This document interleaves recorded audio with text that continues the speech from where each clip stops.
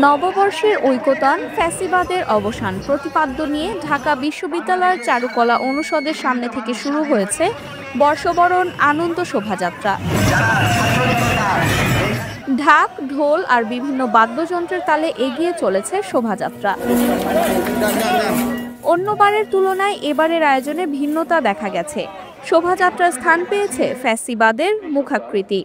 এর আগে শোভাযাত্রার জন্য বানানো ফ্যাসিবাদের মুখাকৃতি পুড়ে যাওয়ার পর এটি আবার নতুন করে বানিয়েছে চারুকলার সাবেক ও বর্তমান শিক্ষার্থীরা। নতুন সেই মুখাকৃতি স্থান পেয়েছে আনন্দ শোভাযাত্রায়। সরেজমিনে দেখা যায় আনন্দ শোভাযাত্রা শেষে চারুকলা অনুষদের ভেতরে রাখা ফ্যাসিবাদের মুখাকৃতি, ইলিশ, বাঘ ও পায়রা সহ অন্যান্য মোটিভগুলো। শোভাযাত্রায় অংশগ্রহণকারীরা ও পহেলা বৈশাখে ঘুরতে চারুকলায় আসা দর্শনার্থীরা সেসব মোটিভ ঘুরে দেখছেন এবং ছবি তুলছেন। তবে সবচেয়ে বেশি ভিড় দেখা যায় ফ্যাসিবাদের আলোচিত সেই মোটিভ ঘিরে।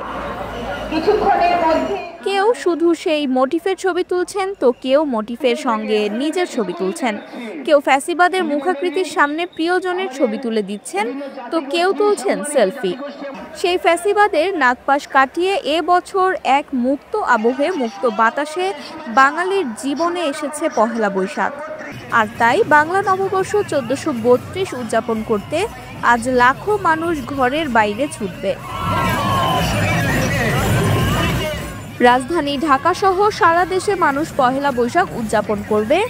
বঙ্গাব্দ 1431-এর আনন্দ, বেদনা, হাসি কান্নার হিসাব চুকিয়ে নতুন পথচলা শুরু হবে। মেহজাবিন খানম, রেভলিউশন 24, ঢাকা।